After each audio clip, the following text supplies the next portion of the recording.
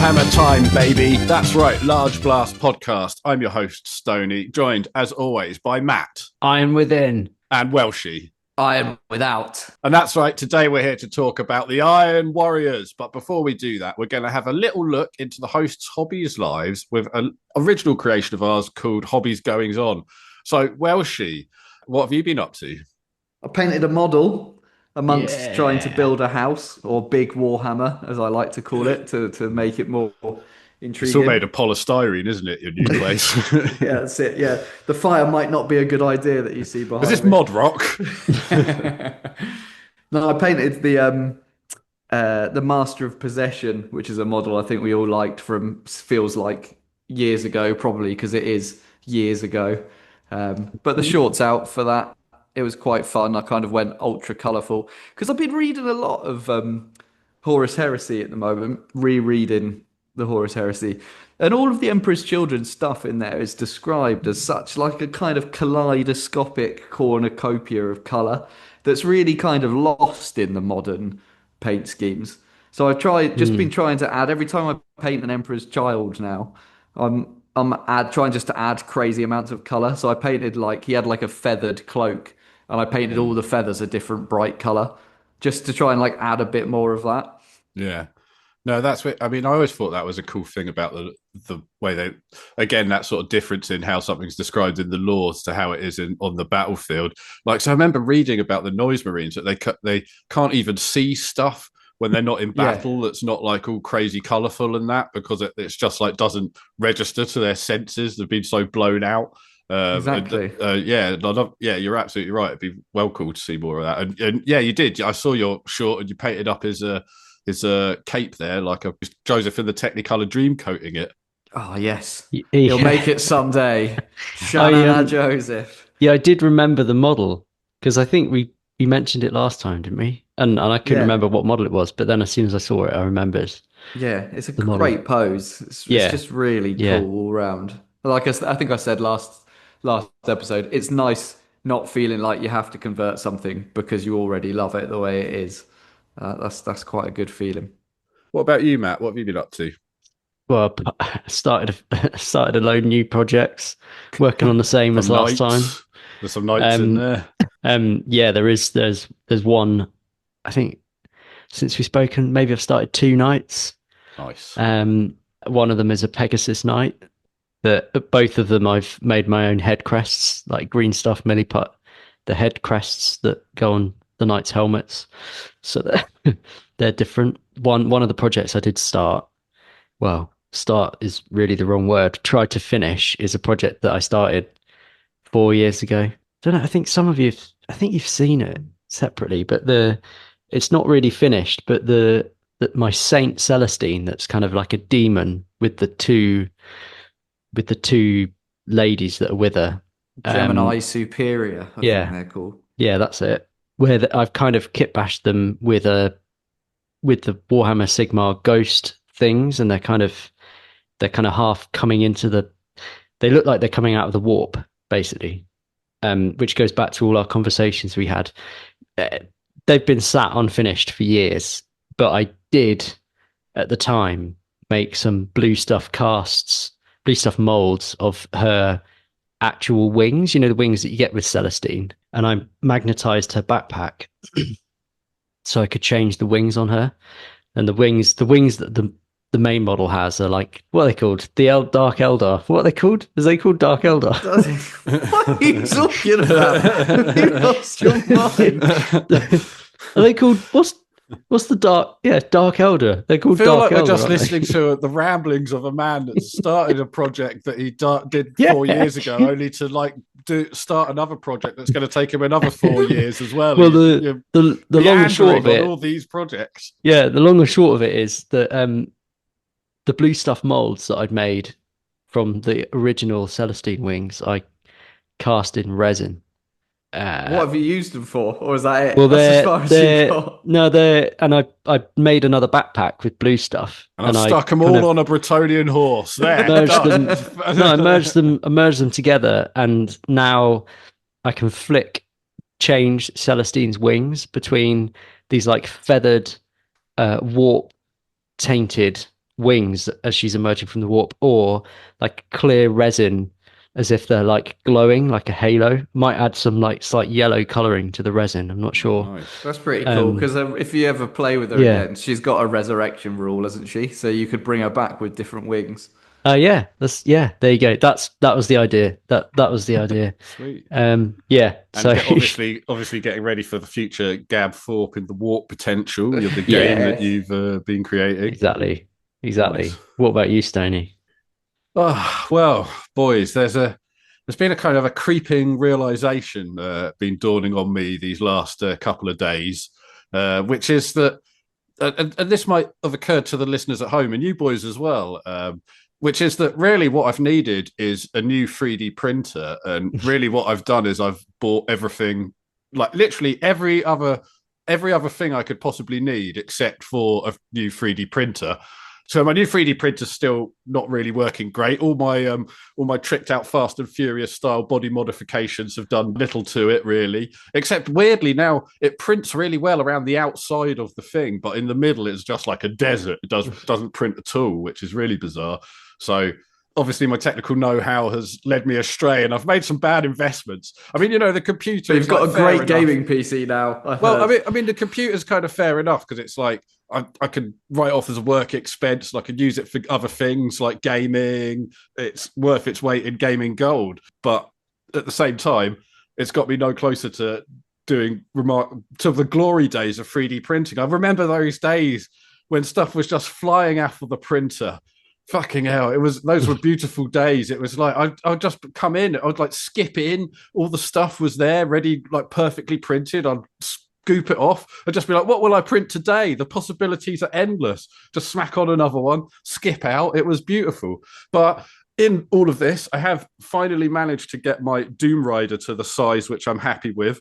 So I'm holding in my hand now a finished Doom Rider print, which, as you might notice, is based in the same colours that Welshie base a lot of his paints in, because I've been using his shorts, or I will be using his shorts to paint this bad boy for the upcoming video, which I have been making. But yeah, so, again, so what? I'm a bit behind. I wanted to do a model a month. I'm a month behind. I've still got a shitty printer. Yeah, I know I should bite the bullet. I should literally just go online now and just push buy printer, like, and just be done with it. Buy printer. But I just put buy printer into Google and just let Zuckerberg sort it out, So yes, that's where I'm at. But I'm happy. I finally I've got all the pieces ready and everything for my Doom Rider. But I do feel a bit bad about uploading it without having successfully printed all of it. You know what I mean? The other thing is as well, which is good news to potential customers out there, is I've finally worked out how to make a pre-supported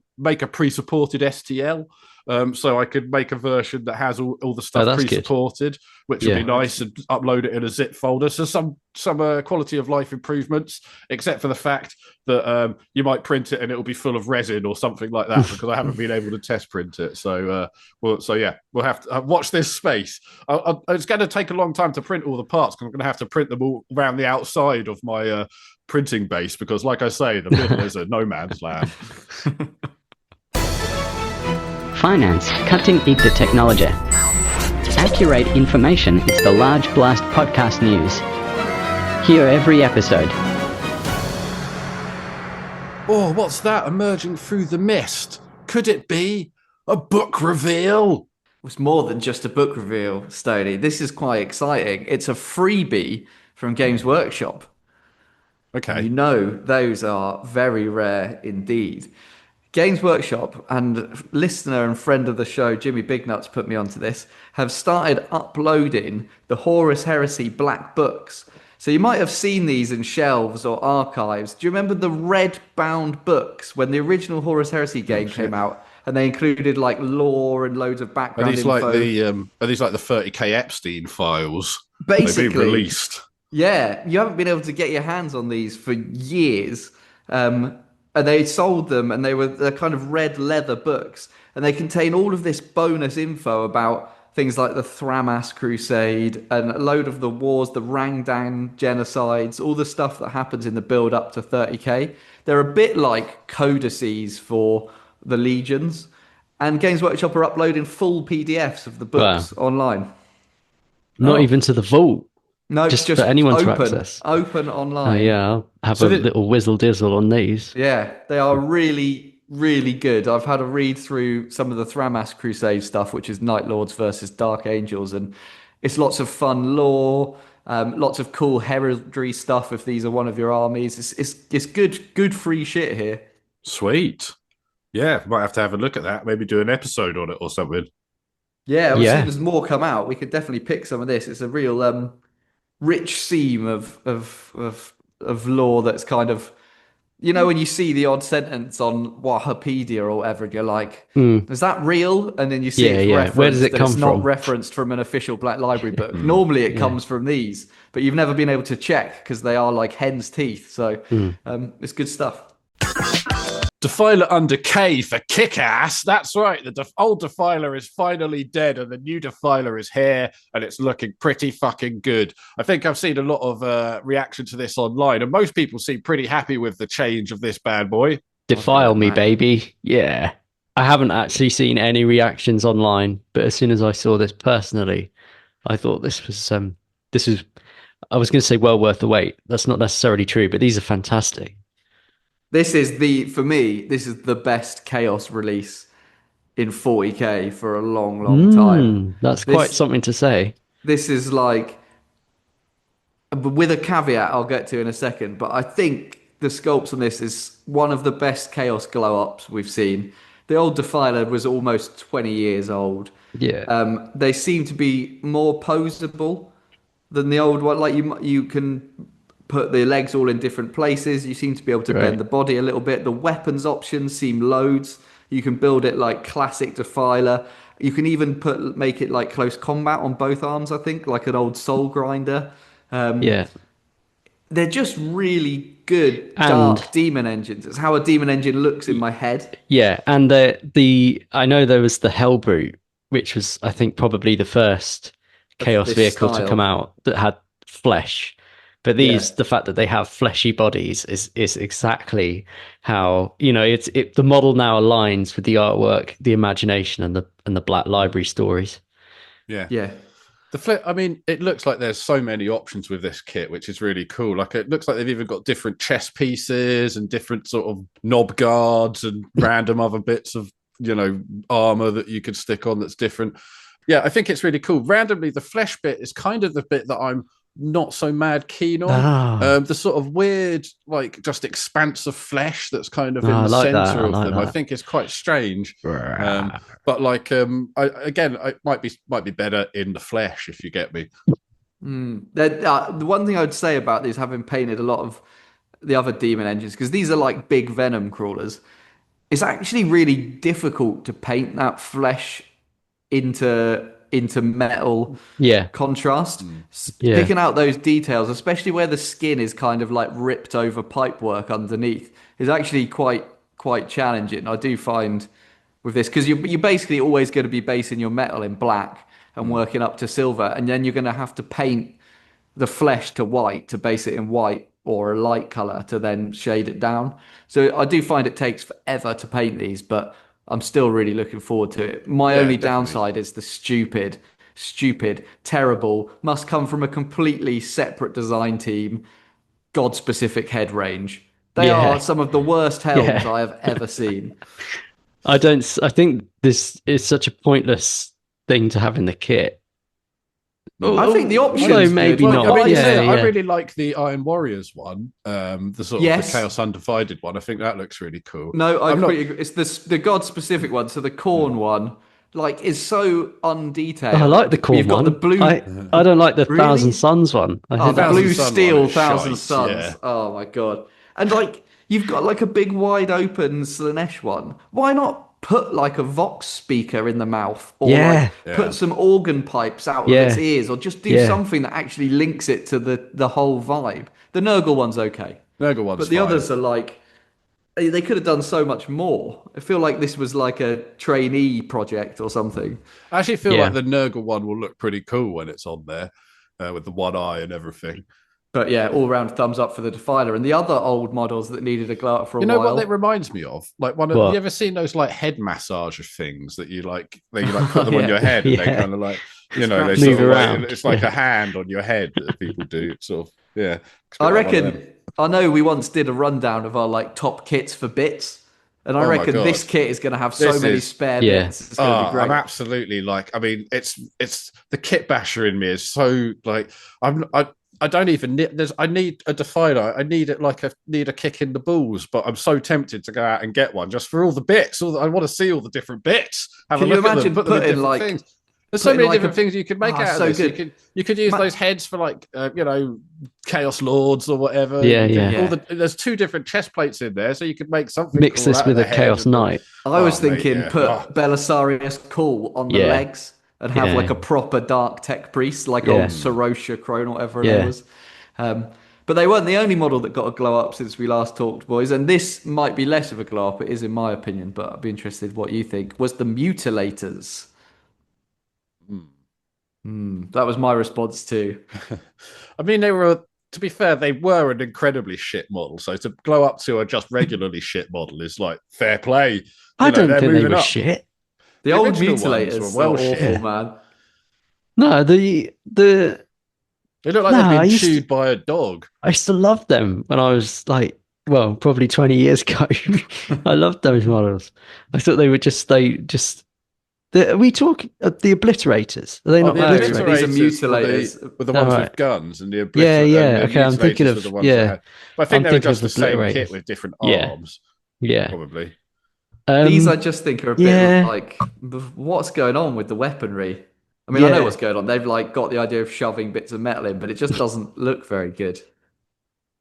It all just feels a Dunno. bit detached. Like Yeah. it just doesn't feel like they're supposed to be these things that are like made of weapons and stuff, and they look kind of like they're Chaos Space Marines. They've kind of got weapons, but they're not like covered in weapons. I just want them to be a bit more of or something, one or the other, or a bit more of everything or something. They just feel a bit unfinished. Yeah, I think, can you compare them to the new Obliterators kits, which are great? They're really fleshy, like the flesh Yeah. is turning into the guns. Yeah. These should be like the flesh Yeah. turning into the weapons, not But it's weapons also- jammed into flesh. But it also feels like there's other guns like spawning all over them. It's like they're kind of like restraining other guns popping out of them, whereas these guys, it's like, look, check out my hand. I've got like a mace on it. It's like, mate, I've seen that before, mate. Look at the guy next to you. He's an orc with a couple of hooks for hands. These should be like warp tainted. Yeah, they should have all mouths and shit all over them. What's or the something. like Turkish mouthful with a dancers? drill inside No, it, a tongue drill. like a hurly dervisher. What are they called? Whirling dervish. Yeah, like spinning around into close combat as weapons, like Yeah, warp taint out of their that would be their wicked. like body and just like a Tasmanian devil, chaos beast. Yeah, I definitely feel like I could kit bash a better Mutilator out Yeah. of the Obliterator Yeah. kit than Yeah. buying the Mutilator kit. And I think maybe I'm going to try. Who knows? yeah. Well, if they're anything like they were shit and no one will use them, so who cares? Rolling in my 6-4. Are you looking for over-engineered car repairs at an extortionate price? Yes! Do you need your space race car MOT'd by the universe's most accomplished engineer? Way better than Ferris Manus, Vulcan, or even that prick Dawn? No way! Well, look no further than Perturabo's Car Perturabo. Leave your car with me and I guarantee a total engine refurb, pistons gone, gaskets out, carburetor schmarburetted, all replaced by the latest demon engine technology. If you've ever taken psychedelics and gone to a big Asda, then you understand the otherworldly frustration in trying to escape a day-glow labyrinth. Well, that's the same motivation our demons feel trapped in your engine, so you know they're going fucking fast trying to get out of there. Also, ignore the Google reviews. They were all left by idiots who, let's just say, won't be calling anyone a smelly incel online again. So come down to Perturabo's Car Perturabo today and get your car fixed by the universe's most cleverest genius, me, Perturabo. Well, that's it then, boys. This is Perturabo, son of the planet Olympia. Before we get going, I'm just going to say I'm biased. He is one of my favourite Primarchs, even though we might decide he is a bit of a bastard. But I thought I'd take you through his early years and then the heresy, and then we'll try and work out what's happening with him now, because he's got to be big news, I reckon, moving forward. It's his time, baby. So, when the Chaos Primarchs were all taken away and ended up on their planets. He's thought to have kind of wandered around as a child alone in the wastes of a planet called Olympia. And he doesn't remember doing it, but there's like records of people there seeing a child slay these like mythical beasts. And it's not his first memory. He wakes up in a very Spartan training style, climbing a mountain. So the first thing he remembers is climbing this like endless mountain. And when he gets to the top, he gets picked up by a couple of city guards. And those city guards work for the city of Lokos, which is a big kind of feudal city in the, which is kind of like, it is all, as Olympia suggests, like ancient Greek themed. The whole world is kind of like a bit Greek. And these guys find this child and they think, oh, I know who will like this child. Our leader, Damokos, who is the tyrant of Lokos. So there's a guy who runs Lokos. He's a tyrant. And he basically gets Perturabo brought over to him as part of the palace. And he decides he's going to become his adopted father. But Perturabo is a bit odd in that he is a primarch that kind of does have a family. He gets this adopted dad, which are few and far between, who loves him to all intents and purposes. Like, he is a tyrant. He's not the nicest guy. But him and his sons and his daughter called Caliphany kind of take Perturabo in and they try and be really nice to him. And Perturabo just doesn't really care.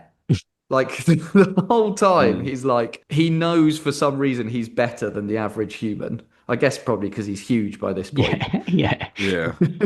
He knows he's cleverer than the average human. And he basically doesn't really have time for them. And the family are trying to like look out for him. And he's basically kind of like, yeah, okay, I'll take your money, I'll take your board, and I'll design all of these cool designs and come up with this technological stuff. But I haven't really got time for you. And as a result, he's kind of like a bit hated by everyone else in the court, even though the family try and love him.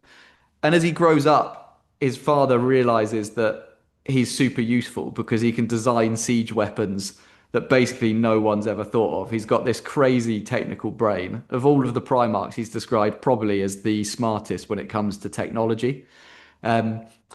And he designs these like crazy siege engines, and as a result, Lokos basically takes over all of the other feudal states on Olympia. So as a result, his father, the tyrant, basically becomes in charge of Olympia as a result of his siege weaponry.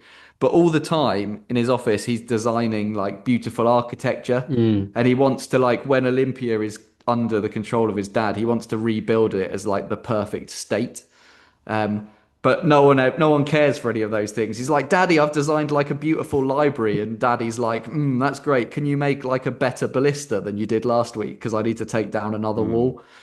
And he's kind of like looked over for that. And I think that really, he's already quite sour, but I think that sours him a little bit more. And all while this is happening, he has these horrible dreams of like the maelstrom. So like Chaos, when he looks at the sky, he sees the maelstrom of chaos and like the warp, and it kind of like infuses him and he just doesn't know what it is, but he knows he has more of a purpose than he's found himself in. It's so weird because it becomes like his arrogance becomes his biggest detractor in a way, because like you say, he never has any of this stuff. Like it never feels that he's like really loved, and he's always seen as maybe like a useful tool by people. But it's because like it feels like when you're hanging out with him, you'd be like, hey, Perturabo, can you help me do this thing? You're big and strong. Can you lift up this massive boulder or whatever? And then he goes and does it. And then you're like high five with him and stuff. And you would, at the stage where you'd normally be like, hey, should we go down the pub and have a pint about this? You're like, okay, well, I guess I'll just see you later then, because he's just such a drag because no one hangs out with him. It's kind of like a self-fulfilling prophecy. It's like if you went to the pub with him in that scenario, he'd explain to you why it was stupid that the boulder was there in the first place. Rather than just being like, oh, it's great. Didn't we move that boulder well? He'd be like, if I designed the city, the boulder wouldn't have been there. Like, you'd be that's what he's like. Yeah, basically. I mean, he just... I really like him as well, but he does seem like a massive prick. Yeah, and he kind of is at this point, but he's still not completely soured. Like, and you're right, that theme of not him feeling underappreciated is a theme that goes throughout his story that we'll come back to a few times. And a quote that I found of him kind of reflecting on this point is he says in Angel Exterminatus, which is a Graham McNeil book, he says, You don't know the things I dream. No one does. No one ever cared enough to find out. because he's always being asked to do a job for somebody. But it's also a bit like, well, if you'd gone to the pub and told them about it, maybe they would have liked you more. Yeah, Oh, he's it's a bit so of a funny that Frank. you both keep mentioning pubs because the more I've read about him, I kept thinking he was like an old an old guy in the pub that goes to the pub, sits at the bar, and just has been telling people How great he for was. for like a year how he's been designing this cog. Yeah. Just telling them the same story, and on his own it's genius, but these people have just got to hear this thing like every day as he just rattles on about Yeah. the same thing. His banter is all cog based, and he's Yeah. like trying to join it. Everyone's like, "Hey, did you see the game last night?" And he's like, "If they just kicked it at the 90-degree angle rather than the 75 I degree see him. angle." Yeah, he's like a 60-year-old. He's like a 60-year-old guy. That's kind of how I see him. He just, but it's funny because he really wants human interaction, but he doesn't engage with the world on like a human level at all. It's true. I remember I was reading something about him. This was before when he was still wandering around before he made it to meet his first dad and everything. Yeah. There's a bit about him coming across some guys that were some people that were like fighting a big beast that was eating like an adolescent boy. And him just basically feeling nothing about it and being like, why the fuck are these guys fighting that massive beast? They're obviously going to die. That boy is obviously lost. He like didn't understand the idea of people like caring about someone at all. No, he lacks the morality. He only sees like the challenge of the logical problem. Like he doesn't understand the point of it. So he basically that's like the very early days, and he takes his father to the point of running Olympia. So him as the son and his dad, Damokos as the tyrant. And then Daddy arrives. Real Daddy comes down from the sky, and he's one of the few Primarchs who basically at that point just goes, yeah, fuck my life here. You clearly are some kind of godlike emperor person. I'm better than everyone here. It totally makes sense you're my dad. I'm going to join you. Fuck Olympia. Fuck the planet. Yeah, I'm totally with you, Doesn't it- real daddy. and doesn't he feel like he feels those emotions that he's wanted to feel in a way, Yeah. and he feels that bond with the emperor immediately. It is like it's like the thing he's always thought he was better than everyone else has come to relieve him of the drudgery of just being on this planet designing trebuchets. But it's like a moment of real humbleness for him, isn't it? Because he comes down and the guy says, and the emperor says to him, like, "Hey, will you serve me and like bend the knee to me and join my service?" And all Perturabo's dudes that have been with him on Olympia are like, "Fuck, we're about to fight. There's no way." He's like, somebody saying that to Perturabo, he's going to lose his fucking mind, and he's just like, "Yes, I'll do it. I'm down. I'm ready to go. Let's get I'm the all fuck out yours. of here. Yeah, All yours, Biggie." leave these fuckers behind. I'm getting on that ship. Let's go." Yeah. And he hears like tales of terror and like what terror's like. And I think he's thinking like, finally, I'm not going to have to design trebuchets. I'm going to be able to add to the palace. I'm going to make amazing, beautiful architectural spaces. I'm going to come up with things that like help the population. Me and my dad are going to make the perfect society. And for a while, he does have a great life. He's a Primarch that spends quite a lot of time in Terra in the early days, and he chills out with Magnus loads. And him and Magnus go on like archaeological expeditions and going into the library together and reading and coming up with new plans and inventions. And it all Yeah, they sounds totally like nerd pretty out. cool. That's the high point of his life, in my Yeah. opinion, is right there, just then. Him and Magnus just fucking around doing Indiana Jones shit. Like it's just that is peak Perturabo. If his life could have been that, he would be like a pretty chill dude. I think so, for sure. But instead, he gets given the Iron Warriors and said, well, actually, you do have a job to do. Sorry, son. Design You me a can't... trebuchet, you cunt. I want a trebuchet with adamantium. And this is when, like, I guess, like you say, Stoney, he goes from like his highest point to like being given another job that he doesn't really want to do. And again, he just goes like instantly sour. He's certainly got a temper. He's a when he sulky doesn't get his bastard. own way. And yeah, absolutely. And the first thing he does was he looks at the Iron Warriors like battle record without him, and he decides that they're shit. And he's like, you guys are rubbish. Like, if I was in charge, everything would have been perfect. And because he thinks their record's not good enough, he does decimation, which is where I believe the word decimation comes from. Yeah. And he makes, at random, selects 1 in 10 Iron Warriors and gets the other 9 in the group to beat them to death. Yeah. So his bare first hands. job as the Iron Warriors leader is essentially to destroy 10% Like of his legion. like a real legion. Yeah. Dirty. Yeah, really dirty. Horrendous. Yeah.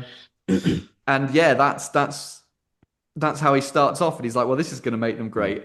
And I think in terms of like him as a commander for Iron Warriors, he is the only one that just before Angron kind of loses his mind is quite happy to kill his own if he doesn't like them or thinks they do a shit job. He will just kill them. Like if you cross Perturabo, you're probably dead.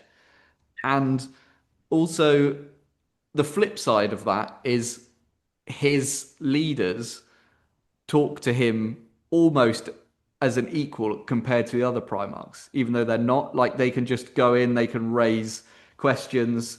There's not like this kind of hierarchy. They're scared. They're scared to question him, but if they're right, they can.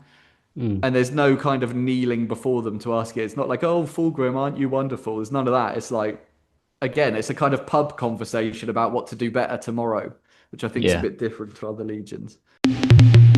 So from there, he goes from this state. He's basically an unlikable nerd. He's kind of met some of his other brothers. Most of his other brothers don't really like him because he doesn't really like them. It's that shall we go to the pub scenario again. He's totally envious of Dawn because he sees Dawn, doesn't he? Playing the role that he always wanted. He wants to be the builder, not the siege breaker. And Dawn is the builder. Yeah. And he can't be the builder. And he hates that. He fucking hates it.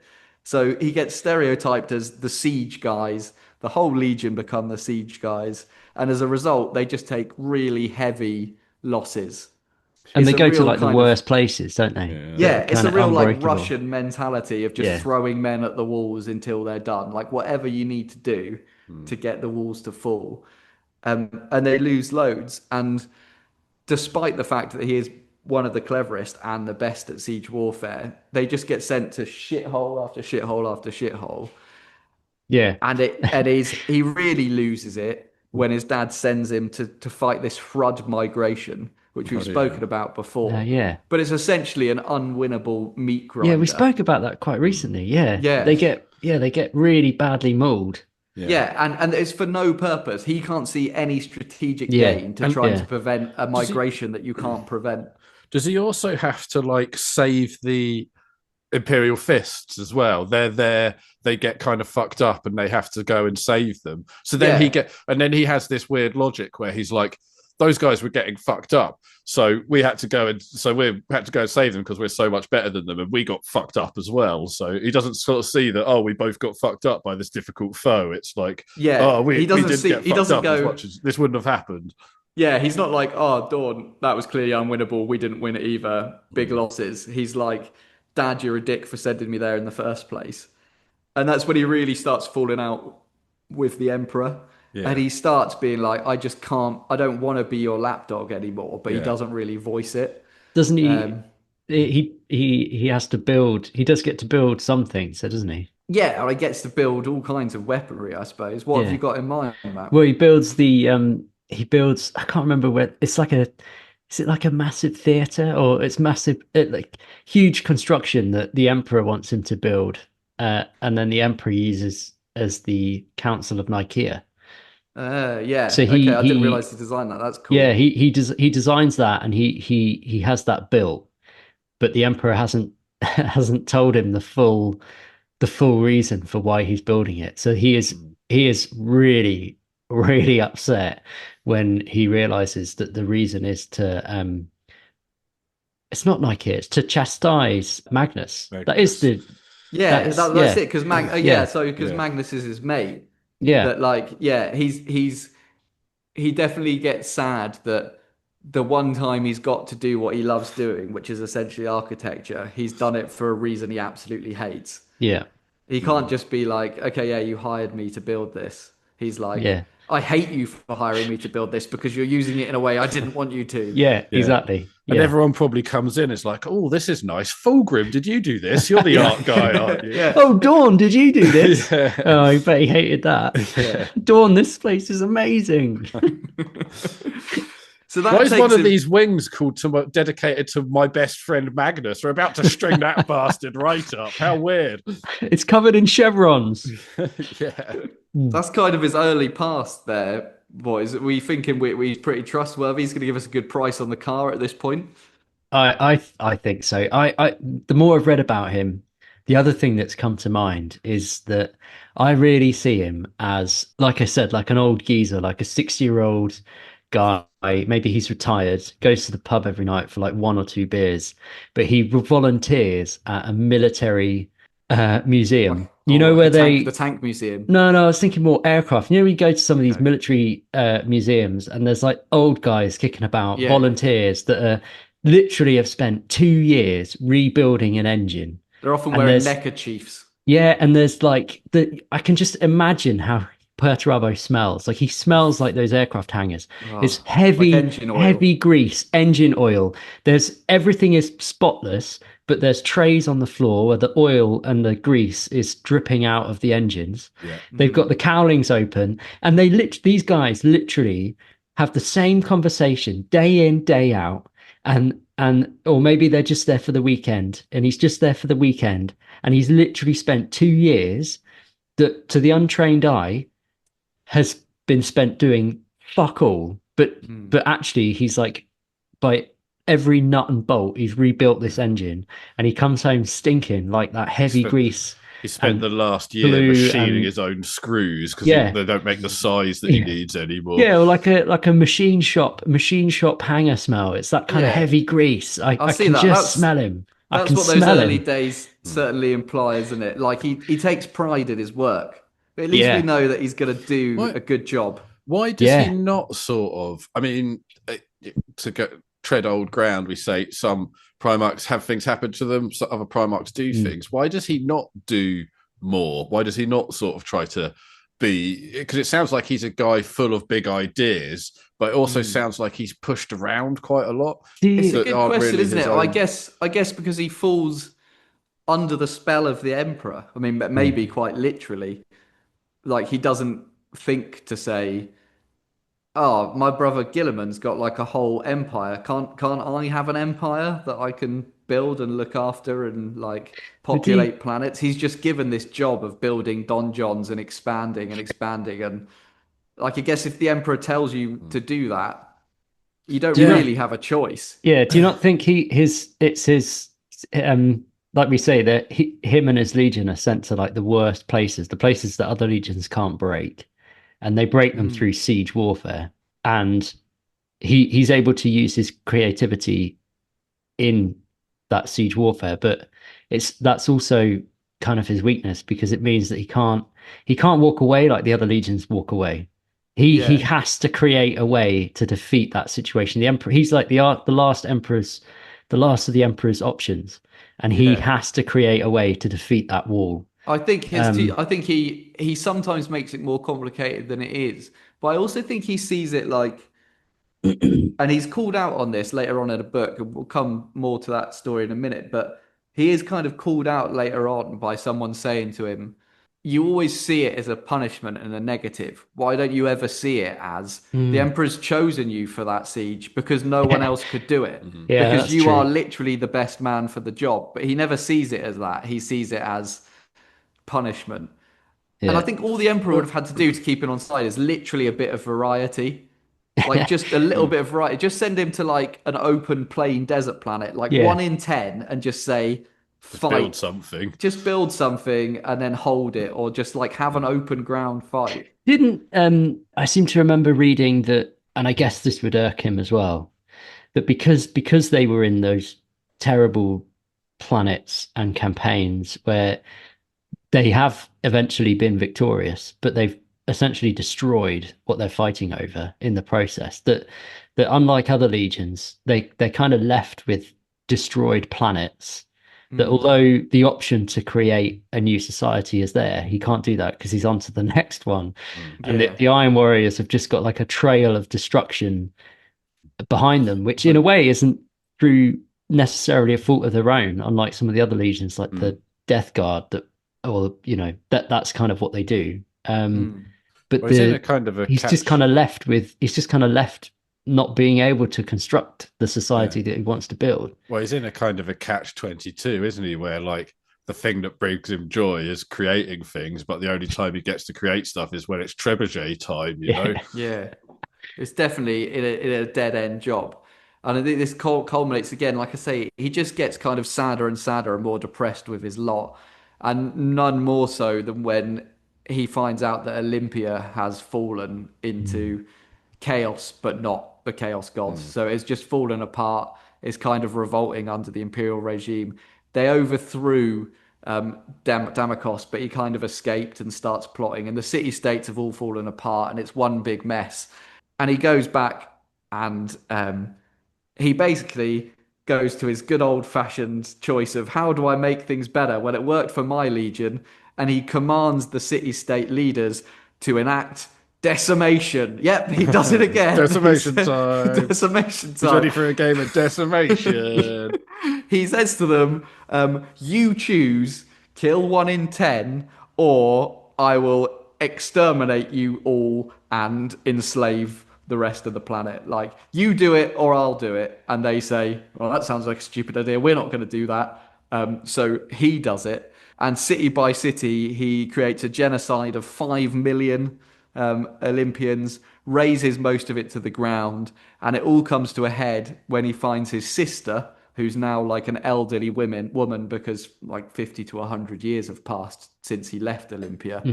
And he has this proper confrontation, and it's all in the book Hammer of Olympia by Guy Haley, and it's an amazing chat. But I've just picked out some of the key bits, which I think really sum up his character at this point. So he says to her, as the kind of cities are burning around him, The Imperium is my father's folly. Humanity is too chaotic to accept true order. so his ideal is not suitable for humanity. Like, humanity won't conform. They're too chaotic. They're too likely to fall to chaos. He feels isolated, abandoned, shunned, and he can't realize his dreams. And then his sister properly burns him back. And she says, the problem with you is you never understood. People cannot be forced to live to an ideal. They must be led by a leader. People are messy and more complicated than your most profound calculations. You would build a perfect world, realizing at the final moment its greatest mar were the people living in it. Now you would destroy them to save your own creation. And that like is like a barb to his heart as he realizes that even if he could do everything he wanted, it still wouldn't be enough because people would fuck it up for him. That's the way he sees it. I think that this whole trip back to Olympia is it's such a turning point, isn't it, for him? Yeah. And we talk about the fate of the Primarchs and things, and because Horus sends him there, doesn't he, as like maybe part of the kind of the greater chaos plan. I think he's the one that tells him to go back. And so it's when he sees all this stuff. Like I say, his kind of weakness is this sort of hubris and his just general dickery, his just sort of unlikableness. And to be kind of presented with the hopelessness of that, I think really does like change him. He does become like, right, fuck it then. Like, not even my sister can be asked to be around me. Like, why do I? And his response to that is to strangle her. He strangles her to death and then like sheds a tear afterwards when he realizes what he's done. What have I done? And then he looks out the window, and this is the point where he basically turns to Horus. Although Horus hasn't asked him to yet, he is like a lost cause at this point because he looks out the window and he's like, he realizes he's finally crossed that line and that the Emperor, he thinks to himself, the Emperor will never forgive him for what he's done. And I think maybe the Emperor could, because the Emperor's done a lot worse. But anyway, he imagines that the Emperor could never forgive him anymore, and therefore the Emperor's a lost cause. And as soon as the lot comes up to join with Horus, that is it. He is not someone that is tricked by any chaos fuckery to get to this point. He's a man who's realized, and this is why I like him, why he's probably my favorite heretical Primarch, because he's just a man albeit very flawed, who has realized that his dreams are unattainable. And he's just given up on life as a result So- of his dreams being unattainable and joins But Chorus. that's sort of a part of his fate arc, though, like Yeah. these primarchs have. Yeah. Yeah, definitely. And then when Horus comes calling, he says, yeah, cool, I'm with you. And then after Istvan, he gets given Forge Breaker as a present. So like he's I fully wonder- in with Yeah. him. I wonder if Which is the hammer that Fulgrim made for Ferrus Manus. yeah. So is Yeah, that that's so? right. That's after Ferrus Manus is killed. Yeah. Yeah. And he's like, cool, great 'cause the hammer. Iron- Don't see the any Iron Warriors downsides aren't with there. this. Yeah. Yep. But like you Iron- were saying earlier, Stoney, where he doesn't save the kid. He doesn't seem to see anything morally wrong with taking a hammer that's killed his brother. He's like, yeah, great hammer. That's a Nice perfectly one. serviceable hammer. That I'll make good use of that. The yeah, because the Iron Warriors aren't at Isfahan 3, but they're at Isfahan 5. Yes. Yeah. So by then he's got the hammer. Yeah. Do you think, because I sort of realized that there is almost no way Perturabo and Dawn would have ended up on the same side in the Civil War.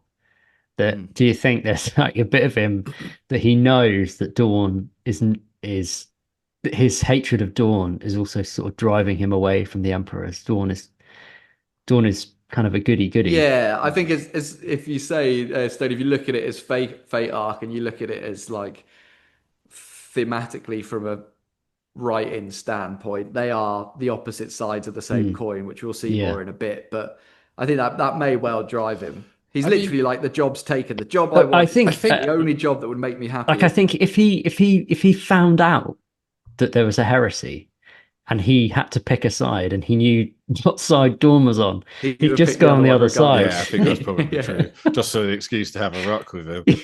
Yeah. But So- he is one of those, like, because he does kind of have a point, and so do a lot of the traitor primarchs. But like, the Emperor is a bit of a dick to him, like sending him off constantly on these unwinnable wars and stuff, and kind of knowing where, and also knowing that he has aspirations to be things that aren't that. Because I don't know. Again, I don't know how true this is and how much this is his perspective, but it does sound like the Imperial Fists are treated differently to the Iron Warriors, but I don't know how much of that is me just reading lore from his perspective, or if it was. No, I think they true. definitely get the shitty end of the stick when it comes to campaigning.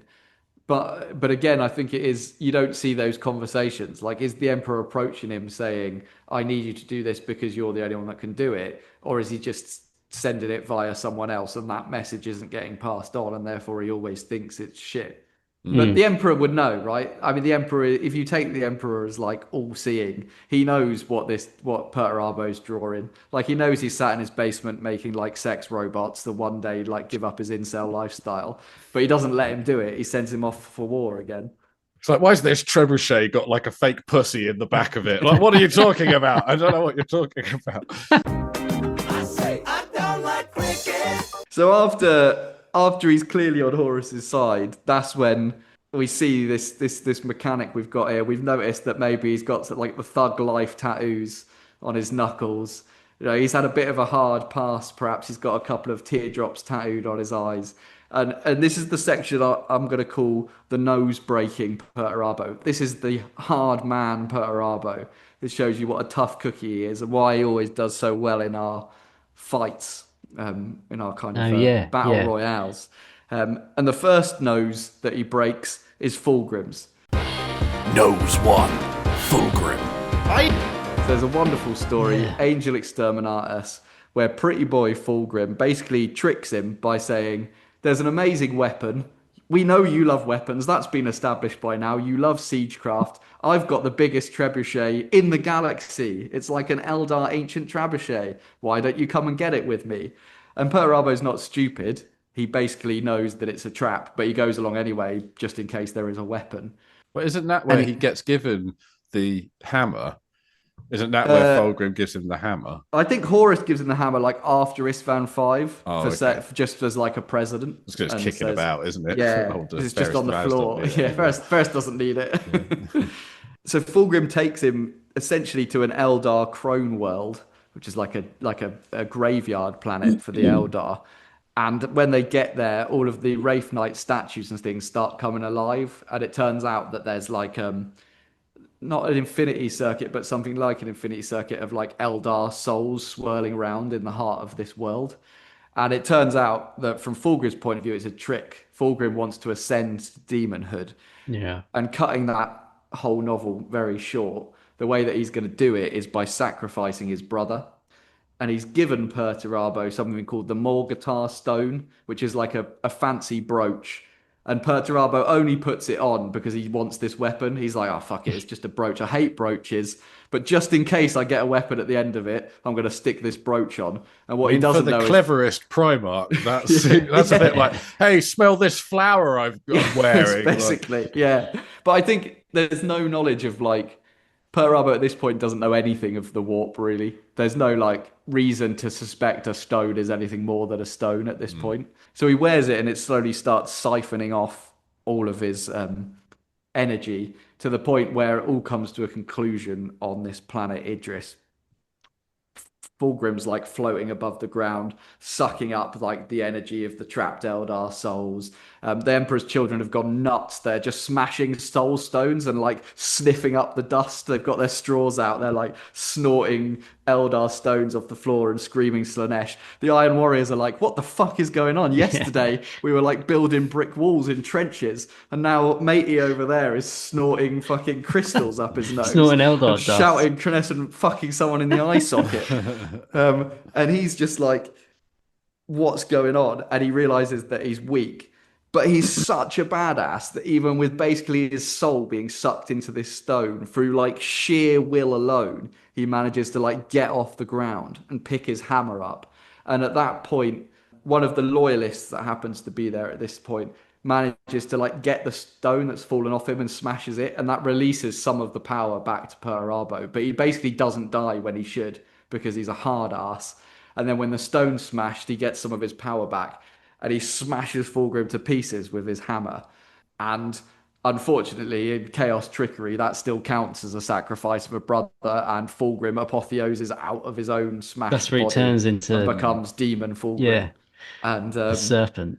It's really cool. And there's a bit before that that's even cooler, where he invites him. So Perturabo has a labyrinth in his ship with all of his clockwork toys, and he invites Fulgrim down.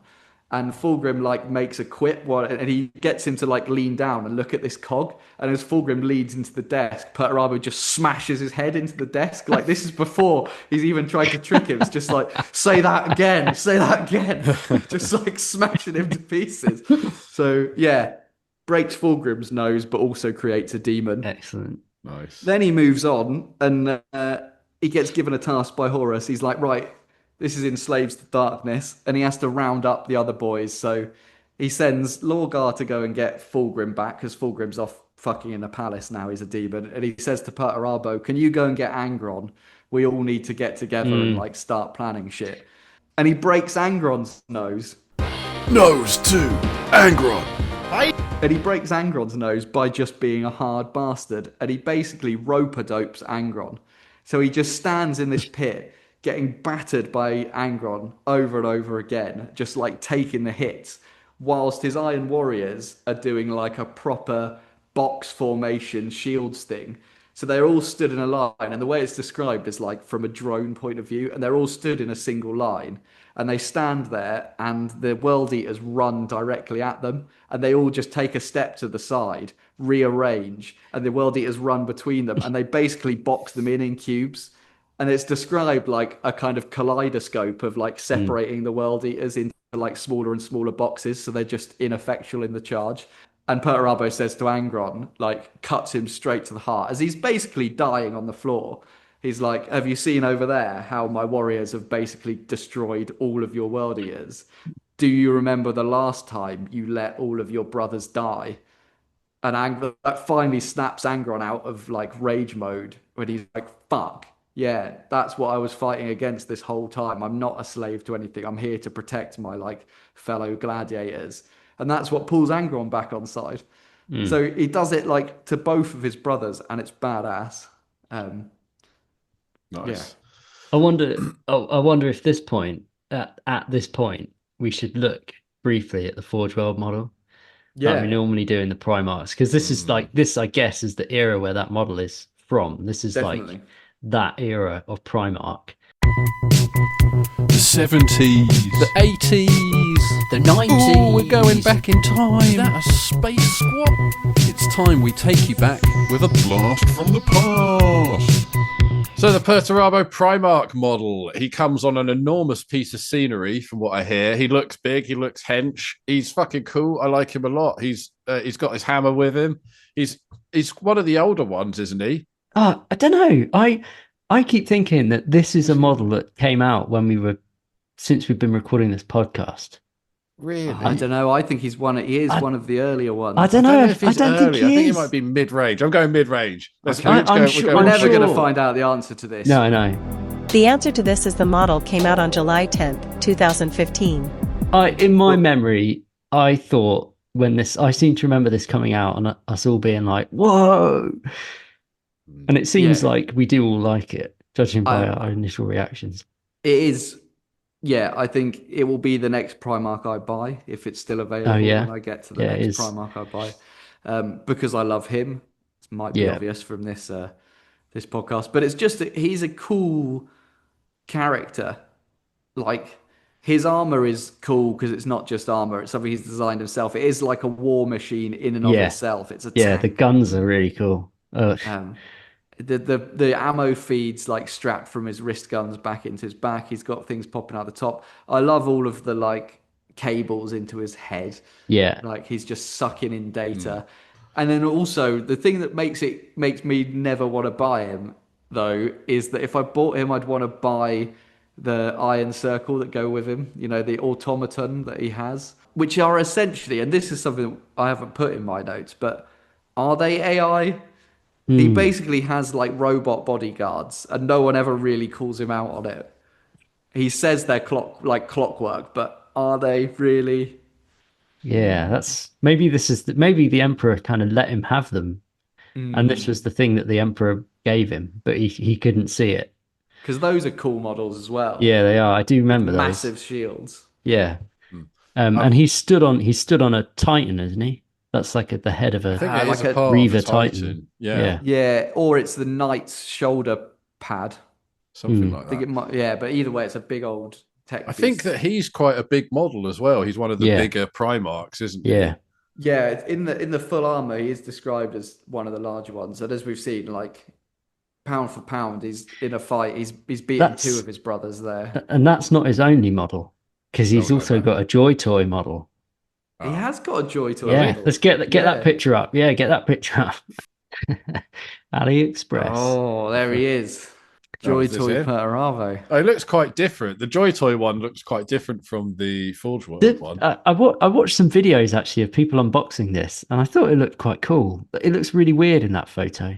Yeah, We are on AliExpress. I don't think that's the official might Joy not be Toy the right website. one. I thought the Joy Toy thing looked quite cool, and I don't know whether it's all the Iron Warriors stuff. I went down a bit of a rabbit hole with them, and I thought all the Iron Warriors looked quite cool because the paint job, because they're just like silver, they get like a natural highlight and shading. So actually for the figurines, they look quite good.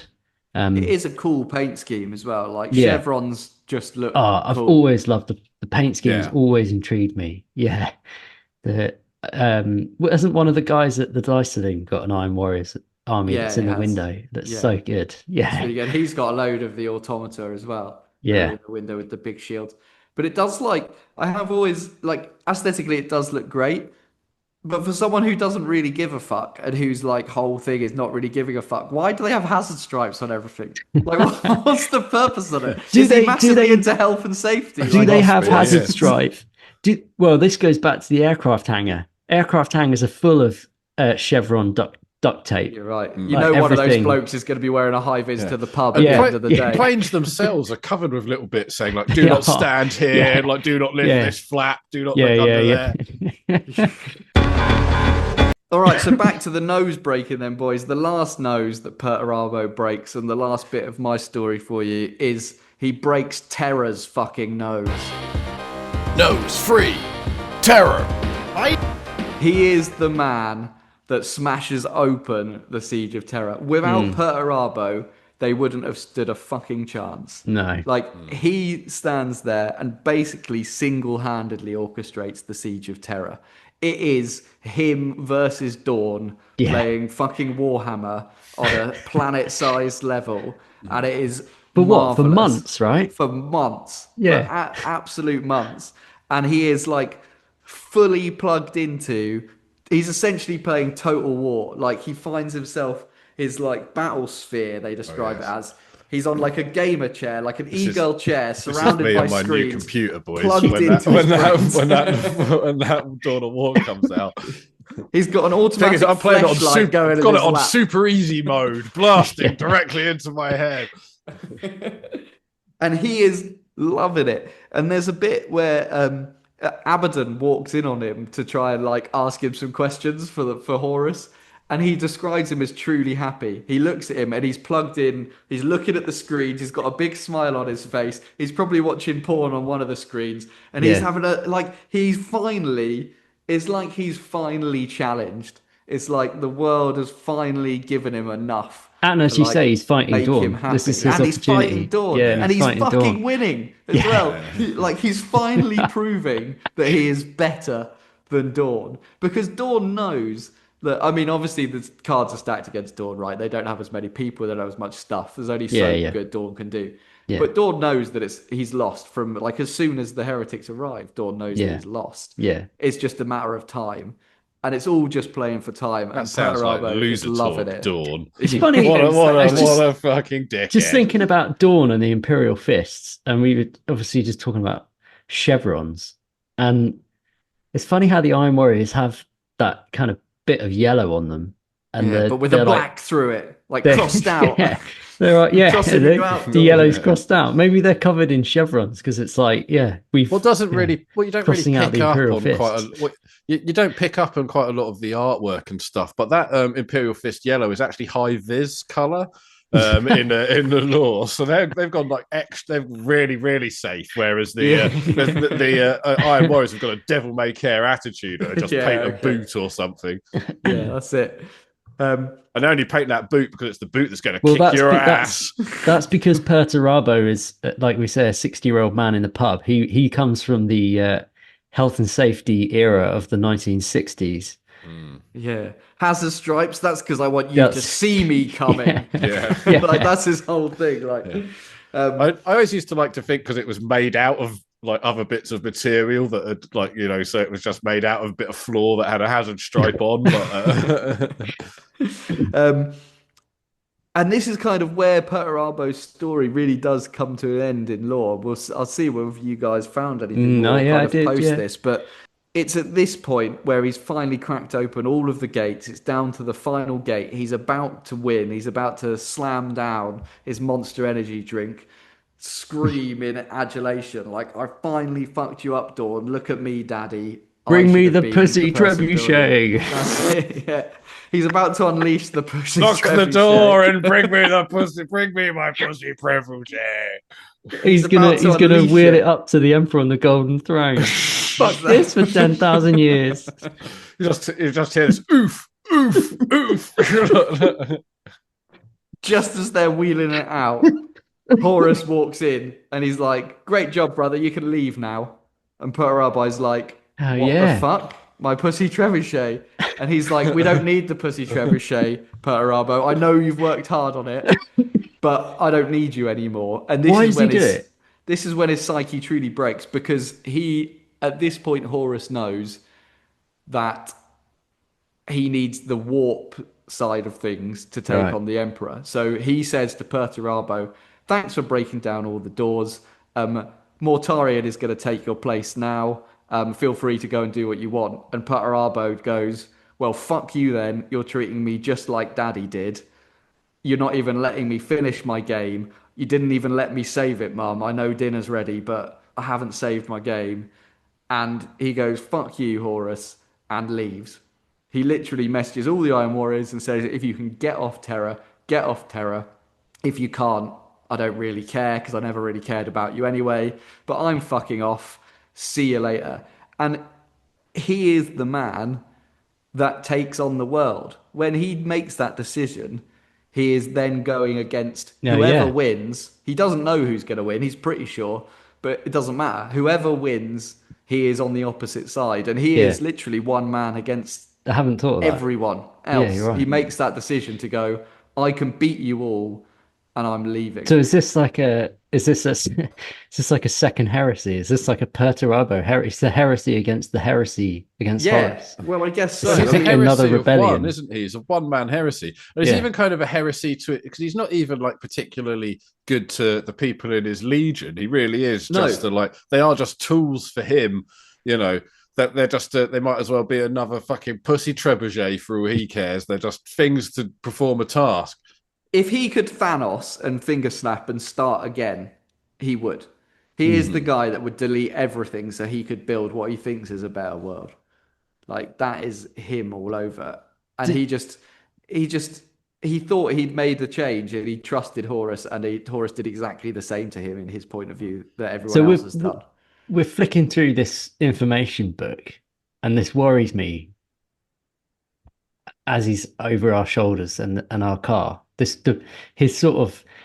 attitude worries me a bit. Like, would I trust him with my car? Maybe, Can because you I imagine think if we stalled on the way out? he'd be pissed off. He would be pissed off. The thing that worries me is, I know that if he's in the right mood and he wants to do it, he'll do the best job. But if he feels like we're pressuring him into doing it, he's going to get pissed off without that, and he's like going to put zero effort in. I He think might like, not even get the car back. going back to Matt's kind of analogy of the old duffer in the pub who's there in the overalls and all the rest of it. Like if we had a car that was interesting to him, do you know what I mean? Like he'd be like, "Oh, this is an old MG that rolled off the line in 19." Yes. Blah, blah, blah, blah, blah. Yeah. You know, like if we had something Exactly. like that, then I'm going to have to use hand tools, not power tools on this one. Yeah. yeah. But I say that for every fucking car that comes in because I've only got hand tools. Yeah. Yeah, perhaps we should have a look at some of his more modern work and check that he's more kind of up to date. Yeah. So he ends up fleeing Terra, as in the end all of the Horus forces do. But he as he's fleeing, he sets a trap for the Imperial Fists on a world called Sabatus 4, and the trap becomes known as the Eternal Fortress, and it's a massive keep centered within 20 square miles of bunkers and towers, minefields, trenches, and tank traps. So it's just this was his chance. He had an opportunity to build something, and he went and built a big and this old is what he trap. He built. could have built like a massive thing to all the fallen soldiers or something Yeah. if he'd really wanted to get. So that me when like the that. Imperial Fist lands, he could have been like, you know what, I am sorry, guys, and to prove here's a perfect empire for you to reclaim. Take me away in chains, but leave my beautiful they would have architecture. But no, he's built a trap. trashed it. Yeah, and from the drone perspective, we keep referencing from a few thousand feet. It's actually in the shape of an 8-pointed chaos star. Not which a great is sign. deliberate. Yeah, and upon hearing about what Perturabo had built, because Perturabo has been telling everyone that it's absolutely impregnable. Rogel Dawn hears about this, and obviously by now Rogel Dawn has actually succeeded in defending Terra. Sorry, as you said impregnable then, I just imagined Fulgrim going, I bet it's not. I'm going to... I will find a way. Let me impenetrate. Sorry, carry on. So Rogel Dawn's like, no, I've just defended a siege. Now I'm going to lay siege to you. My turn. And my turn. And the Imperial Fists turn up. There's 4 companies of Imperial Fists turn up. Don't know. I don't think Dawn actually goes there. He must be preoccupied on Terra, I imagine. But four companies of Imperial Fists go. Glory on Terra. Yeah, in triumphs and marches, and the Iron Warriors that are in amongst these defense zones and defense systems end up being able to divide the companies of Imperial Fists up, and destroy them piecemeal. A bit like, well, I guess it's like what the Iron Warriors in a way did with, as you were describing with the Yeah, it sounds like that, but in like a kind of labyrinthine, like Yeah, a in a- geographical manner, rather than just like on an army basis. Yeah, what was the Legion? I can never remember. World The Eaters. World Eaters. Yeah, because Yeah. the world, it's like they're using their opponent's key attribute against them. So the Imperial Fists want to lay siege, like the World Eaters want to charge at you, and in a way, they're kind of the Iron Warriors are doing the same thing. They're splitting them up and into smaller and smaller groups and taking them out. Some of the Imperial Fists managed to penetrate the defenses, so they actually managed to get 20 miles in, which is pretty impressive with the amount of stuff that you read about this crazy fortress. But there's actually no keep in the middle. It's all a mirage, and it's just more defenses. It's like a kill zone, isn't it? Like they Yeah. get there thinking they've broken in, and it's like Is it like and a it's like a or something? pointless. It is a total meat grinder. It's a Like, I completely thought it was like an pointless, actual pointless. meat grinder. I thought the centre part of it was like literally like you That'd be fell funny into if a in the big middle meat grinder. it was just grinding up Just says Imperial like Fists. prizes through this door, and you go in. And It was you get it was ground grinding up Imperial Fists to make powder so that they could paint the chevrons on their armor. Apparently, this has all happened in like 6 days, so it's a very quick siege. So the Imperial Fists, when you read about it, it's actually quite impressive that they get so far in. But they get I so guess fucked maybe it up. was deliberate. It was 6 days but they, to get that yeah, fucked up. and they lose Yeah, all but they do four get- companies, don't they? So there's 4 companies by And it's an by the obvious 6th day. trap. Like, why are they there in the first place? It's in It's the a- shape it's- of a fucking chaos star. Yeah, I know. Why would you not blast it from space? Yeah. Anyway, well, it's hubris. It's their hubris, I guess, at this point. Yeah. But the by the 6th day, there's only a few Imperial Fists, and they're just individually located around this defense system.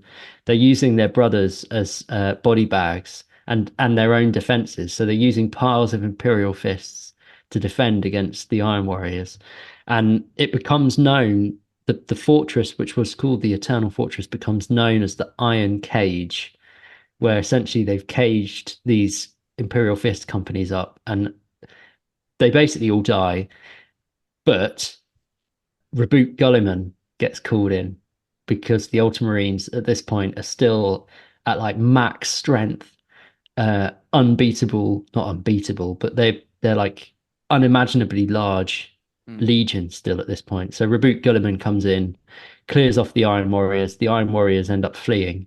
So Rogel Dawn is kind of happy that it's over, but he is essentially broken by the fact that these 4 companies have been essentially destroyed. Well, he was and the tested in the Imperial opposite Fists. way. The Yeah, it is the Hafataffel, opposite turning way. of the tables literally Yeah. happened, and he Yeah. failed. Yeah. He failed at defending, and he failed at attacking. Did he think he failed at defending? I mean, I guess he kind well, of did he because the held Emperor off long died. enough. But he held also- off Yeah. long enough. But And also, Perturabo left, so it wasn't like the match was incomplete. It was it was a DQ. No, but he had to you get know. saved by by Reboot Gulliman. He had to get saved by the Ultramarine. well, I But think he it's also really had to get interesting saved as well. because I read that stuff as well, and that's some like old lore. That's like back in the past, but it's quite established that that's a thing that happens. So it's good. It's really interesting how they're going to get there That'll be in based the on new how books. they've left. It'll be in the new books because Yeah. Perturabo is in the Scouring, the first of the Scouring books, the new one, Ashes of the Imperium, and he is actually still hanging around in Terror in that. He's watching. He's basically like cucked himself out of the war and wants to see what's going on, and he watches it all go to shit. And on his way out, he realizes that there's still some word bearers that are trying to do like demon rubbish. And he just lands and destroys them all. And he's like, fuck you all doing your demon rubbish. Like, I hate Can't your imagine demon he's rubbish. got a lot of time This with isn't the a fair law fight. guy. Yeah. No. And Yeah. I don't know how they're going to write that in between. What takes Perturabo from the point where he's like literally quitting his favorite thing Yeah. because he hates demons Yeah, to then- building a fortress in the shape of an octet? Like, Yeah. But what it's is that also- story? It's going to be an interesting. He also writing, I think. he ascends to demonhood at some stage as well. Well, he is a demon. yeah. Well, I'll go, Yeah. I'll go That's into got that. Yeah. But, like, how are they going to get to that point? Yeah. From like From hating demons to this? being Yeah. yeah. The apparently one of the things is that he, in the end of this Iron Cage, they capture 400 Imperial Fist gene seeds. So all the gene seed from those Imperial Fists that they killed, they evacuate when they retreat, when the Ultramarines turn up, and they get sacrificed it all gets sacrificed to the Dark Gods. So this is kind of the first gold star on his way to being a demon prince. But I really hope that because the all Chaos of that Gods is are really so, impressed by it. because all of that's so wishy-washy and like thrown together as a reason. I really hope with this writing they lean into the unreliable narration. And actually, Perturabo isn't a demon I was proper. just That's about the history that's been told to I was us just and to about the to say Imperium. that. That's yeah. And he is actually still Yeah. in control, and he does build demon engines, but he's not a demon himself. Yeah. Like, I Well, think what it'd be I thought- really cool to reveal that that Yeah. is the case. I was Yeah. thinking what might be quite cool is he becomes a demon because he becomes so inhuman because of the amount of shit that he like attaches to himself. So he kind of like becomes a demon because he's made up of so much mechanical shit. Because doesn't he start like operating on his own brain and stuff like that at some point? Yeah, Isn't there? maybe. So yeah, so I thought that would be quite cool. So he's not really like a demon. He hasn't, but he's like ascended But because the- he's got a bit chaos mad and stuck a bunch Yeah. of shit on himself. But It's kind you, of what- so so we're like, so I'm sort of talking about something that happens in the Scouring essentially. But the Iron Warriors do end up fleeing to the Eye of Terror with the rest of them, which is funny because, as you mentioned earlier, Welshie, he has a sort of funny link to the Eye of Terror, the Maelstrom. And It's like it's he's funny always that he ends knows up there. He's fated to end up there. Yeah. That all comes to kind of head in the Angel Exterminatus thing. But you're right, because is it called Medran Guard? Is that the world? Yeah, that so he makes? they end up finding a new world because isn't Olympia, well, Olympia's like destroyed in the Civil War, but then doesn't it get destroyed in the Horus Heresy? Yeah, I think the loyalists actually like blow it from the sky. Yeah. But I'm not 100% So on that. they found a new demon world within the Eye of Terror that becomes like his home world, called Medringard. It's just a demonic fortress world apparently. So they have a slave population, vast citadels, and that's where they build horrible war machines. But I know we've kind of spoken about how, in a way, Perturabo, he doesn't hate his men, but he has like a funny relationship. It's not like love, as you said not long ago, Stoney. It's like they're tools that he uses. Which is hilarious because that's the thing that he's hated for his entire life.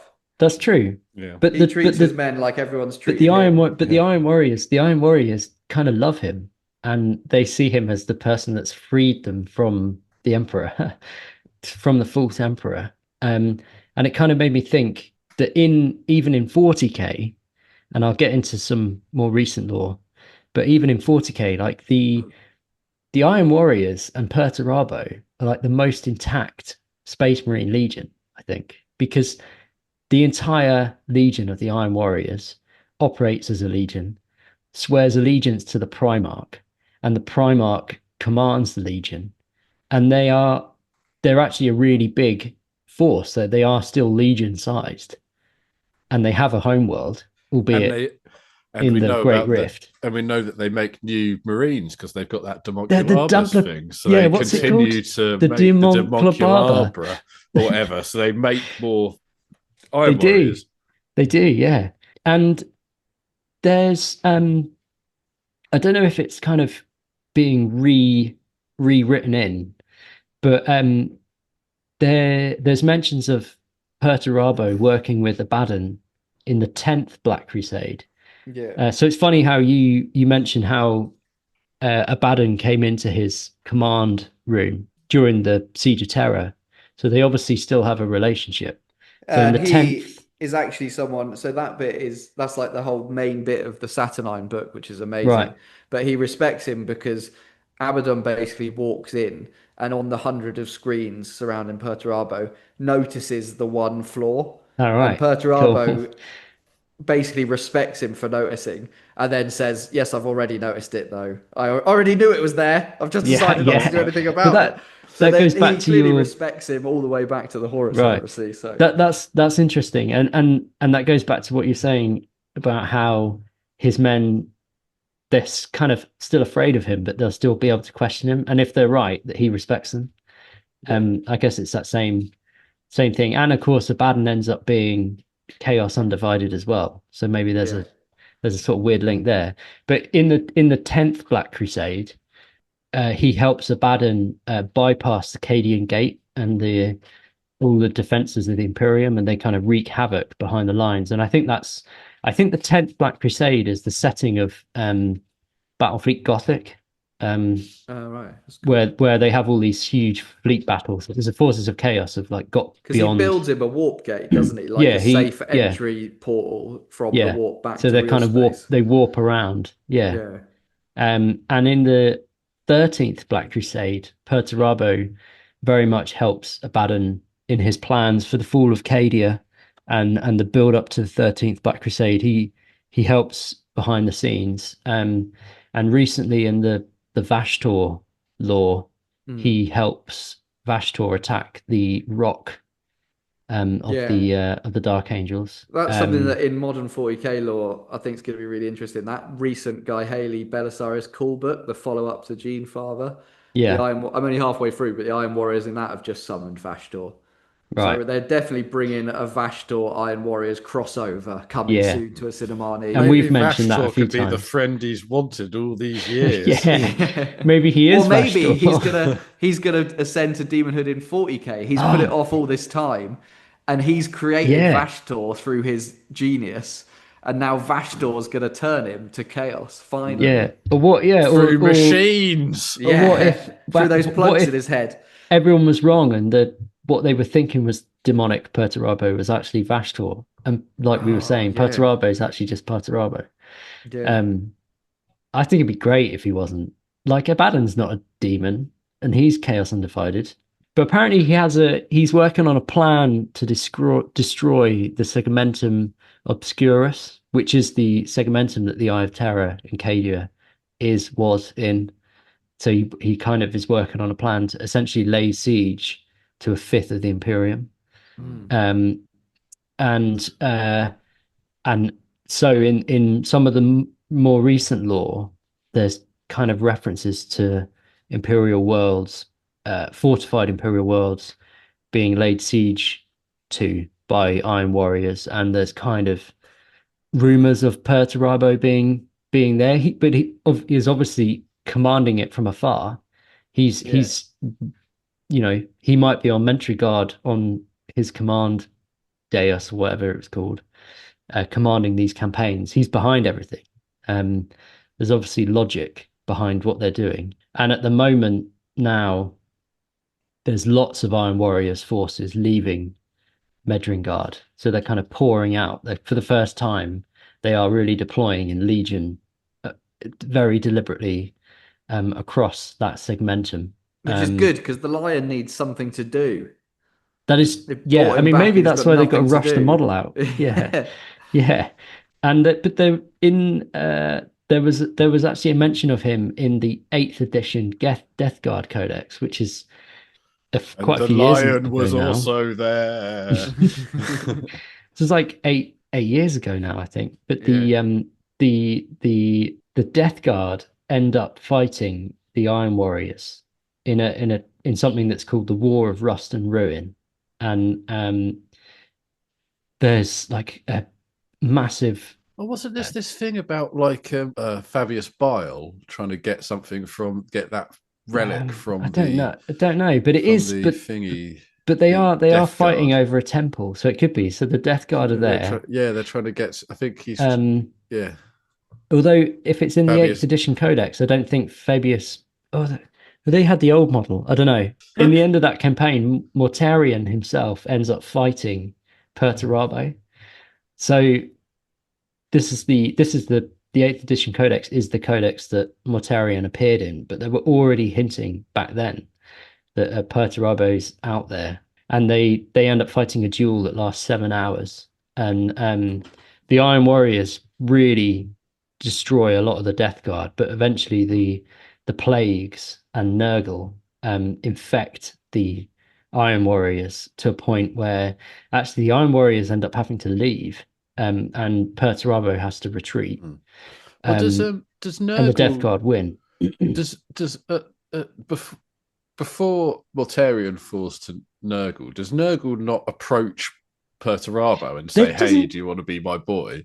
Is that something that I'm making up, or is that? I think he has some Nurgle abilities in the I feel like Nurgle keeps coming to him and being like, "Hey, you'd be perfect for the team. Come on, you're disgustingly resilient." Yeah. I don't remember that, but he's definitely like flirts with it, and like he tries to get seduced all the time, and like the first captains that do in all the seduction, Typhus and that, all definitely attempt to seduce Iron Warriors captains to, but they don't fall. They've got the iron will, iron within, iron without. They ain't falling for shit.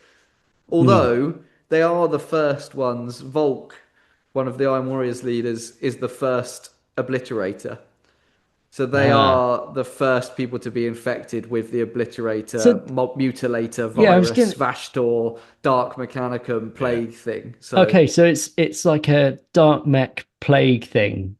Yeah, what is it? The obliterator. It's like they basically ripped it straight off of Marvel, and so it's not like Videodrome. It's a techno-organic virus. They're obsessed. They're people that are obsessed with guns. They're absolutely. So they become my obsessed. Second Amendment rights. Yeah, basically. But they imagine those guys that have all those like rocket launchers and think de-weaponized plutonium should be available to the public and stuff like that. They're just one of those guys. Have you guys seen Videodrome? Is that the one where James Woods, his head explodes, and his arm like molds into like it's like an amazing prosthetic. Like guns start growing out of his arm. Yeah, I have seen. Really cool. It's Cronenberg. It's Cronenberg prosthetic wonder. Very good. Yeah, he basically plugs a videotape into his chest and then starts mutating into like a cyborg gunman. It's really fucking good. 40K shit. The one where his head explodes is Scanners, but Videodrome is also very good. Oh, okay. I don't even know if he's in Scanners, I think there but might the be a head explosion in that as well. Yeah. So it sounds very much like those guys. He's definitely interested in Primarch, and all the Iron Warriors painting stuff that we're seeing, Iron Warrior characters and talk of an Iron Warriors codex he's an exciting man to be, and I guess that's why we're making this episode now, because it's good to know his background. There's a big chunk of lore that they need to fill out for how he gets from A to B. And there's endless possibilities from B onwards. And I think that makes him really interesting. Yeah. It has been in the lore for years that he is a demon prince. He's ascended to demonhood. But it would, like you say, be really cool if actually that was wrong in a certain way or misleading and there was something different about him. Like maybe it'd be kind of cool if he was a brain in a jar, like Krang style, on a big like robot or something like that. He didn't have an epic Armageddon model, as far as I know. No, you know how like Mortarion did, not no. Magnus did, Magnus did. Angron, yeah. So they had. I'd really love it if they like bought him out as a 40k model and he didn't have wings and he wasn't a demon. He was just like looked even pastier than normal, in even bigger armor than normal, maybe on like spider legs or something. And just still clinging on inside, like nothing to see here. I'm still a normal human. So I just think it's so interesting if that was the case. If he's done like the double heresy, could he even come back round to? I don't think any of his brothers could forgive him. The loyalists would never forgive him. No, but he could come back round to the, even if the Imperium didn't let him back in, he could end up fighting for the Imperium. I think he's going to fight both ways, because otherwise the scale is tipped in the lore. They need to bring back like 3 loyalists. He's too disillusioned and too jaded to fight for anybody. If anything, he'll join the Cabal or something like that. But he's not. Yeah, I guess he's not. He can't be that anti-demon anymore because he lives in the Eye of Terror. He is a demon engines. And he could be a demon. Yeah, that's a great point, Stoney. That's what I think. Maybe you've hit the nail on the head there with his like ultimate job, because he's on Olympia saying this world ain't big enough for me. I'm a big fish in a small pond. The Emperor comes And he goes, oh, maybe this is it. And then by the end of that, I'm a big fish in a small pond. If the Cabal had come to him and gone, we're an intergalactic like cabal of people, we're the real Illuminati running the scenes, would he have gone, oh, can I come and join you? Fuck the Emperor. Yeah. Like work my way up your organization. He's put such high hopes in people, doesn't he? So it could have gone quite wrong with the Cabal, but maybe it would have been better for him. He should have just him and Magnus should have just stayed holding hands, skipping through the fields, reading books back in the glory days, making daisy chains and having a nice time. That's all they needed to do, really. Yeah, and he would have stayed friends with him because presumably he hates Magnus and all his demon fuckery now. I suppose so, but I always feel like maybe even now he's got a kind of a soft spot for Magnus. I never feel like it went away in a certain way because he got pissed off about the Council of Nicaea thing, and that was pretty much as making a guilty Magnus as guilty as he could be. Yeah, that's true. So the impact on Perturabo might be important, boys, but it's not as important as is he going to fix our car and charge us the right amount of money. Hello. If you are hearing this message, your vehicle has been seized by the Inquisition Car Part Division. This is because we have discovered some unusual activity related to your car. For instance, your new car may have developed a mind of its own, but not in an endearing Herbie the Love Bug type way, rather a murderous Chucky the Doll type scenario. Either way, your space race car has been impounded and we are hoping to arrange a chat with the registered owner very soon. Please don't hesitate to get in touch with us by emailing inquisition@corporalpunishmentforcarparts.com. We just want to chat, we promise. I'm down with digging in the crates and I'm MVP. All right, boys and girls, welcome to the last part of the show where I pit Matt and Welshie against each other to find out who is the Lord of Law. And today we've got a siege-based Lord of Law to crown, to keep in step with Perturabo. So you guys ready? Yeah, let's do it. How long did the siege of Vax last?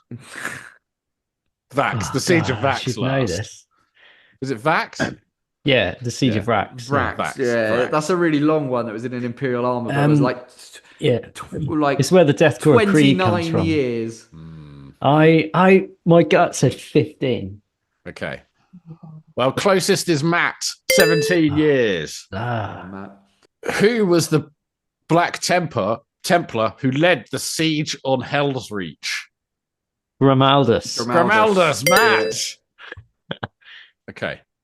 What was the name of the successor chapters that helped the Blood Angels defend Baal against the Tyranids' siege? And you get a point per one, and there's 4. Flesh Terrors. Welshie. Nice.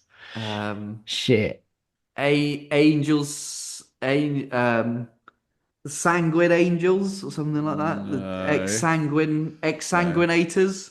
No. Is that from? That sounds. I think they are one though. Yeah, the Sanguine Angels sounds like a dance troupe that Sanguinius has follow him around. Are they all Blood Angels ones? They're all Blood Angel spin-offs, yeah. Oh, to be fair, I mean, they've all got pretty disturbing names. Like, you wouldn't be happy if the Flesh Tearers were coming. Yeah. Just like... Go on, tell us the rest. All right, the others are the Blood Drinkers. Oh, yes, yeah. The Carmine Blades and the Knights of Blood. Okay. The Blood Men. Yeah. The definitely not vampire Blood Drinkers. The Siege of Fenris was notable because it was the first appearance of what in a millennia? So this is, do you want some clues as to what this is? A bit more background. So this is after so it's a kind of the demon Primarch Magnus taking revenge on Fenris.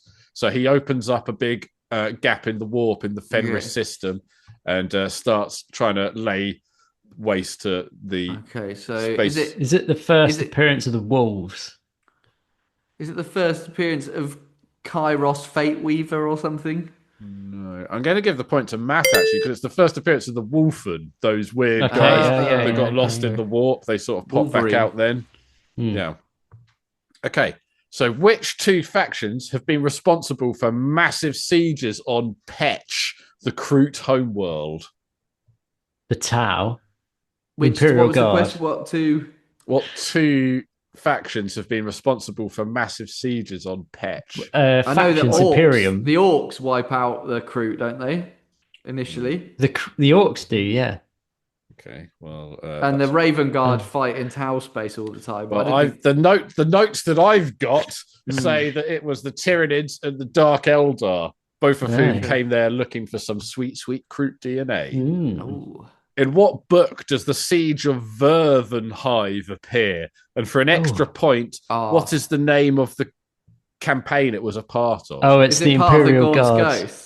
No, it's God's Ghosts, Welshie. Yeah. Oh, Matt, can't believe you didn't get that one. Yeah, and can you, for the extra point? What was the extra point question? The extra point is, what is the name of the campaign that it was a part of? The Sabbath World's Crusade. Welshie, extra point. Oh, Matt. It's the That one was my favourite book. That was the one best. where they pick up all the miners. The miners rise up against the Hive City. Is it? No, I swear it's the book where the siege has been going on for 40 years. Matt's not read it. He's not even read it. He doesn't know. It's my favourite book. Well, it's my favourite one. Yeah, right, whatever. 40-year siege. It's so good.